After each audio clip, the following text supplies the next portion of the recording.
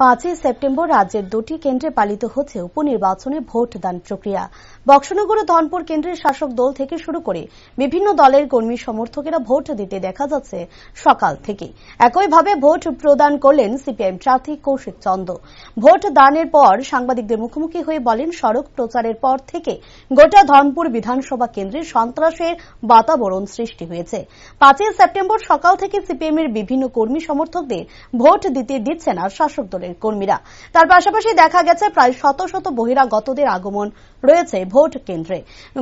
গোটা নির্বাচন নিয়ে এক প্রহসন সৃষ্টি হয়েছে। মানুষের অধিকার থেকে বঞ্চিত করে দিচ্ছে কতিপয় দুষ্কৃতীরা। কোটি কোটি টাকা খরচ করে ভোট করে কোনো লাভ হচ্ছে না বলে ব্যক্ত করেন তিনি।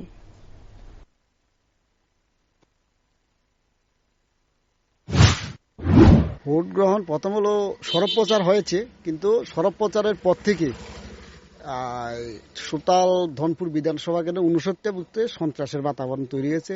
বাড়ি বাড়ি গিয়ে হুমকি দুমকি আমাদের শত শত কর্মী ভোট দিতে পারছে না।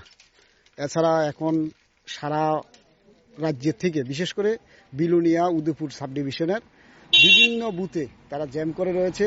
প্রায় 2000 উপরে বহিরাগত আছে এবং বিভিন্ন জায়গায় ফলস ভোট হচ্ছে। অর্থাৎ নির্বাচনের নামে একটা টোটালি প্রহসন হচ্ছে।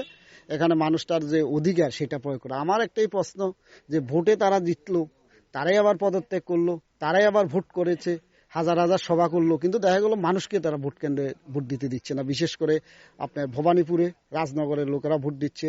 মনাই পাথর এখন আমরা খবর এলাম পুলিং এজেন্ট বের করে দিল, এই বরপাথরির লোকেরা।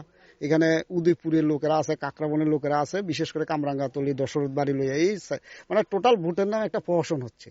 তাহলে এই ভোটের এত কোটি টাকা খরচ করে ভোটের কোনো প্রয়োজনই ছিল না। আমি ডিএমকে এখন ফোন করে বললাম, যিনি এই নির্বাচনের দায়িত্বে আছে, তাহলে ভোট করে তো কোনো লাভ নেই।